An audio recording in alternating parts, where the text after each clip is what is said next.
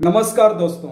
अब जबकि तालिबान ने अफगानिस्तान को टेक ओवर कर चुका है, तो ये जानना जरूरी हो गया है कि आखिर तालिबान के लोग कौन हैं, उनकी आइडियोलॉजी क्या है, अफगानिस्तान की मिलिट्री फोर्स उनको क्यों नहीं रोक सकी। इसके अलावा हम ये भी समझेंगे कि क्या इसमें सोवियत इंटरवेंशन, सोवियत अफगान वार और अफगान सिविल वार की भी कोई रोल है, क्या उसी समय तालिबान का बीज बोया गया था। और इसके साथ साथ हम ये भी जानेंगे कि तालिबान के बनने में अमेरिका, रसिया, पाकिस्तान, ईरान और सऊदी अरबिया जैसे कंट्री का कितनी बड़ी रोल है।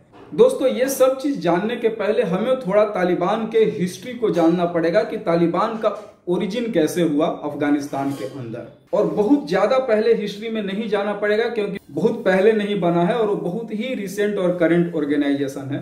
कि रसिया का इंटरेस्ट सेंट्रल एशिया में था, तो सोवियत इंटरवेंशन सेंट्रल एशिया में, पार्टिकुलरली अफगानिस्तान में 1978 से 1992 तक जब सोवियत अफगान वार हुआ, तो उस समय वहां के अफगान मुजाहिदीन और कुछ स्मॉलर माओइस्ट ग्रुप ने सोवियत ट्रूप के अगेंस्ट काफी लड़ाई लड़ा। और जब सोवियत यूनियन के ट्रूप 1979 में अफगान में आए, उसी समय पाकिस्तान के प्रेसिडेंट मोहम्मद जियाउल हक साहब थे। उनको ऐसा लगा था कि जब सोवियत संघ के फोर्स अफगानिस्तान में अपना कब्जा कर लेंगे, तो वो धीरे धीरे बलूचिस्तान वाले एरिया पे भी अपना कब्जा कर लेंगे, जो पाकिस्तान के लिए बहुत अच्छा नहीं था। इसके बाद उन्होंने जो अफगान के मुजाहिदीन सोवियत फोर्स के अगेंस्ट में फाइट कर रहे थे, उनको इन्होंने पाकिस्तान ISI के थ्रू उन्होंने फंडिंग और इक्विपमेंट प्रोवाइड करना शुरू कर दिया। उस समय पाकिस्तान के ISI ने अफगान के लगभग 90,000 मुजाहिदीन फाइटर को ट्रेंड किया।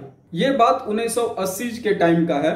और एक ब्रिटिश राइटर मिस्टर कोरेले के अकॉर्डिंग, उनके अनुसार तालिबान की उत्पत्ति ही US, सऊदी और पाकिस्तान के सपोर्टेड मुजाहिदीन के कारण हुआ है। इसके बाद 1992 में सोवियत अफगान वार खत्म होता है, तो उस समय वहां की जो अफगान की डिफरेंट ऑर्गेनाइजेशन सोवियत फोर्स के अगेंस्ट लड़ रही थी, उनमें बहुत ज्यादा यूनिटी नहीं थी। और बहुत ज्यादा यूनिटी नहीं होने के कारण वो आपस में ही उलझने लगे। इसके परिणाम स्वरूप क्या हुआ कि अफगान में सिविल वार छिड़ गया डिफरेंट अपने मुजाहिदीन ग्रुप के बीच में। उनमें से जो मेनली 3 ग्रुप, पहला गुलाबुद्दीन ग्रुप था, दूसरा वहदात ग्रुप था और तीसरा इस्लामी ग्रुप था। इनके अलावा जो और ग्रुप थे, वो सारे पीस अकॉर्डेंस पर जो पेशावर में हुआ था, उनपे इन लोगों ने साइन किया कि वहां पे पीस मेंटेन करेंगे। लेकिन इन तीनों ग्रुप ने वो पीस अकॉर्डेंस में शामिल नहीं। और उस समय जो अफगानिस्तान में वर्चुअल गवर्नमेंट जो ट्रांजिशनल पीरियड के लिए बनाया गया था, उसको इन 3 ग्रुपों ने नहीं माना। और इन 3 ग्रुपों की अलग आइडियोलॉजी थे।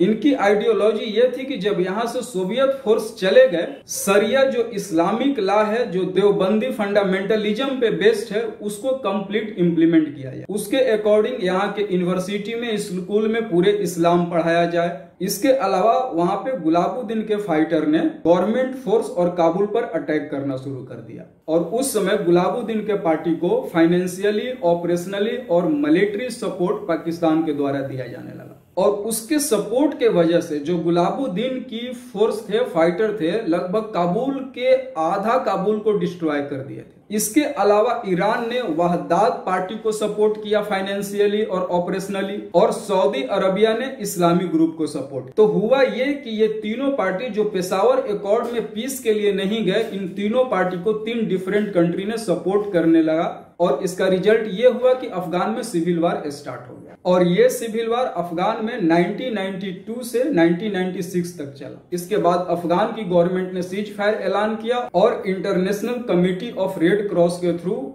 अफगान में पीस बनाए रखने की अपील की। ये सारी चीज अफगान जो अभी सेंट्रल काबुल और कंधार वाला एरिया है, उधर चल रहा था फाइटिंग। सौदर्न अफगानिस्तान है, वहां पे किसी भी तरह की सिविल वार बहुत ज्यादा नहीं हो रहा था। और वहां के जो लोकल पार्टी थी, लोकल जो फाइटर थे, वो ज्यादा डोमिनेंट थे। उसी समय वहां का जो लोकल लीडर था 1994 में उस पर्टिकुलर एरिया को अलग करने की बात कही, जो तालिबान वाला एरिया अभी कहा जाता है। और 1994 में ही तालिबान की नींव पड़ी थी। तालिबान एक्चुअली एक मूवमेंट था रिलीजियस स्टूडेंट का, जो शरिया और इस्लामिक लॉ को फॉलो करना चाहते और वही पूरा अफगान में इंट्रोड्यूस करना चाहते थे, इंप्लीमेंट करना चाहते थे। सितंबर 1994 में एक मोहम्मद उमर नाम का स्टूडेंट, जो कंधार का ही था, कंधार के स्कूल में ही पढ़ा था, वहां पे एक 50 स्टूडेंट को मिलाकर एक ऑर्गेनाइजेशन बनाया। वो इस बात को लेकर बहुत ज्यादा दुखी था। यहाँ से सोवियत फोर्स को जाने के बाद भी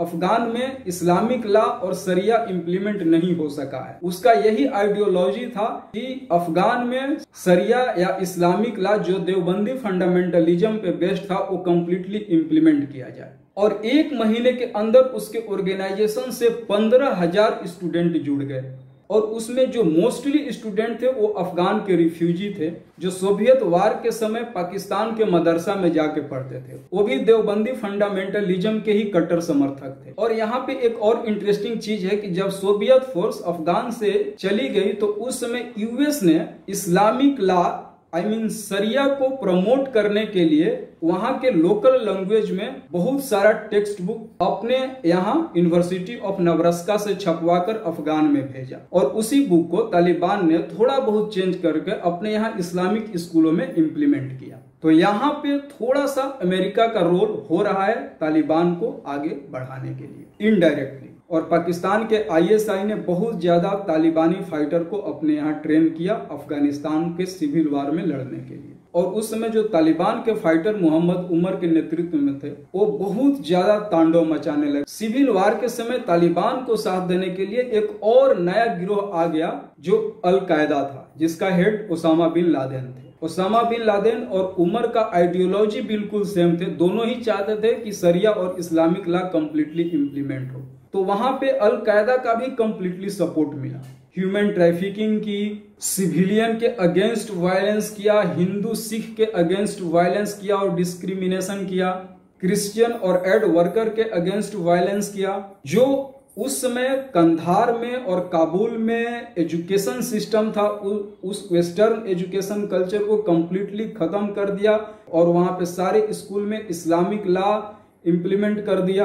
कल्चरल जीनोसाइड भी किया। वहीं पे एक बामियान बुद्धा का स्टैचू था जो 1500 साल पुराना था, उसको भी उन लोगों ने तोड़ दिया था। इंटरटेनमेंट काइंड ऑफ एक्टिविटी सारे बंद किए, फोटोग्राफी बंद किए, मूवी बंद किए। वीमेन को अगर बाहर जाना है तो कंपलसरी किया कि बुर्का पहन के ही जाना है। फुटबॉल खेलना बंद कर दिया, चेस खेलना, काइट फ्लाइंग, ये सारे जिस तरह के एक्टिविटी अफगान में पहले होते थे सारे को इन लोगों ने बंद करा दिया। और तालिबान का लीडर मोहम्मद उमर 2013 तक था। मरने से पहले तालिबान का लीडर मोहम्मद उमर ही था। इसके बाद अख्तर मंसूर आया जो 2016 में यूएस के ड्रोन हमले में मारा गया था। तो दोस्तों 1992 से 1996 तक अफगान सिविल वार चला। 96 के बाद 96 से 2001 तक तालिबान का पूरे अफगान पर यह तांडव चलता रहा। उस समय पूरे अफगान पर तालिबान की ही गवर्नमेंट चलती थी। और 1996 से 2001 तक जब अफगानिस्तान पर तालिबान का सरकार था, तालिबान शासन कर रहा था, उस समय उन लोगों ने कंप्लीटली इस्लामिक लॉ और शरिया को इम्प्लीमेंट की। तो सारा चीज अच्छा चल रहा था। तालिबान की पूरी तरह से कंट्रोल थी अफगानिस्तान पे। प्रॉब्लम तब हुआ जब al Qaeda head Osama bin Laden ने अमेरिका पर 9/11 अटैक किया, उसके वर्ल्ड ट्रेड सेंटर और पेंटागन को गिरा दिया।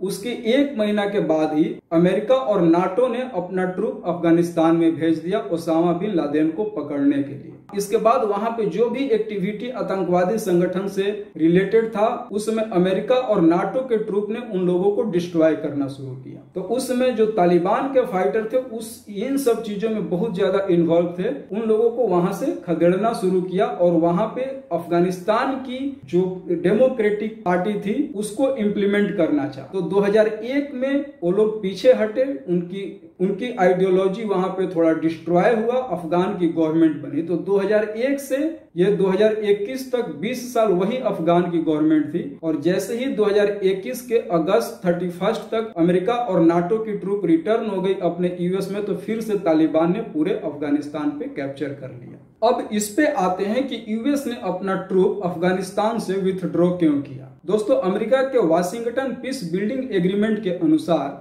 फरवरी 2020 में यूएस प्रेसिडेंट उस समय डोनाल्ड ट्रंप थे और तालिबान ने एक मीटिंग किया था और उसी एग्रीमेंट में यह सहमति बनी थी कि अगस्त 2021 तक यूएस की ट्रूप विथड्रॉ कर लिया जाएगा। चूंकि अभी अमेरिका के प्रेसिडेंट जो बाइडेन है तो उसी एग्रीमेंट को कंटिन्यू करने के लिए उन्होंने 31 अगस्त तक अमेरिका के ट्रूप को यूएस विथड्रॉ करने का फैसला लिया था। और इसके साथ उन्होंने ये भी कहा था कि जिस उद्देश्य से अमेरिका की ट्रूप अफगानिस्तान में गई थी 9/11 आतंकी को सजा देने के लिए, जस्टिस देने के लिए, वो काम अब पूरा हो गया है। तो अब वहां के अफगान गवर्नमेंट और अफगान जनता की ये रिस्पॉन्सिबिलिटी बनती है कि वो वहां के कंट्री को, अपने कंट्री को किस तरह से चलाएं। इसके अलावा अमेरिकी प्रेसिडेंट ने यह भी कहा था कि अफगान के फोर्स को इतना ज्यादा ट्रेंड कर दिया गया है कि वो किसी भी टाइम में तालिबान के फाइटर से लड़ सके। इसके लिए उन्होंने आधुनिक इक्विपमेंट भी दिया गया था और उसी के हिसाब से अमेरिका के फोर्स ने उन लोगों को ट्रेंड भी किया, क्योंकि ये नोन था कि अमेरिका के ट्रूप जाने के बाद तालिबान अफगानिस्तान को टेक ओवर करेगा। इसके अलावा अमेरिकी प्रेसिडेंट ने यह भी बात रखी, ये 20 साल में हमारे 2448 अमेरिकन फोर्स किल हुए हैं, सैकड़ों लोगों की मेंटल क्षति पहुंची है। इसीलिए अमेरिका डिसाइड करता है कि वो अपना ट्रूप वहां से वापस लेगा। तो दोस्तों, इन सब सारे चीजों को एक साथ अगर आप देखेंगे तो आपको यही समझ में आएगा। शुरू में अमेरिका तालिबान को सपोर्ट किया, जो लोकल लैंग्वेज में वहां का इस्लामिक लॉ और शरिया का बुक पब्लिश करके डिस्ट्रीब्यूट कराया। सोवियत और रूस का इंटरेस्ट सेंट्रल एशिया में था ही। तीसरा, पाकिस्तान, सऊदी अरबिया और ईरान ने उनके उस सेक्शन को मदद किया जो सेक्शन वहां पे डेमोक्रेटिक पार्टी नहीं चाहती थी, वहां पे पीस अकॉर्डेंस नहीं चाहती, जो पेशावर एग्रीमेंट में शामिल होके पीस अकॉर्डेंस पे साइन नहीं करना चाहती। मिला जुला के पूरी कहानी ये इस तरह से है कि ये नोन था कि जैसे ही अमेरिका का ट्रूप अफगानिस्तान से वापस जाएगा और वो कंप्लीटली अपना इस्लामिक लॉ, शरिया और जो देवबंदी फंडामेंटलिज्म पे उनकी मूवमेंट है वो कंप्लीट वहां पे इम्प्लीमेंट करेंगे। यही उनकी मेन आइडियोलॉजी है। तो दोस्तों, ये पूरा ऑल ओवर तालिबान का टेक ओवर अफगानिस्तान पे और अफगानिस्तान का क्राइसिस का इतिहास और प्रेजेंट सिचुएशन था। तो आपको ये वीडियो कैसा लगा आप जरूर कमेंट बॉक्स में लिखिए, और अभी तक इस चैनल को सब्सक्राइब नहीं किए हैं तो प्लीज सब्सक्राइब कीजिए ताकि आपको नोटिफिकेशन मिलता रहे। नमस्कार।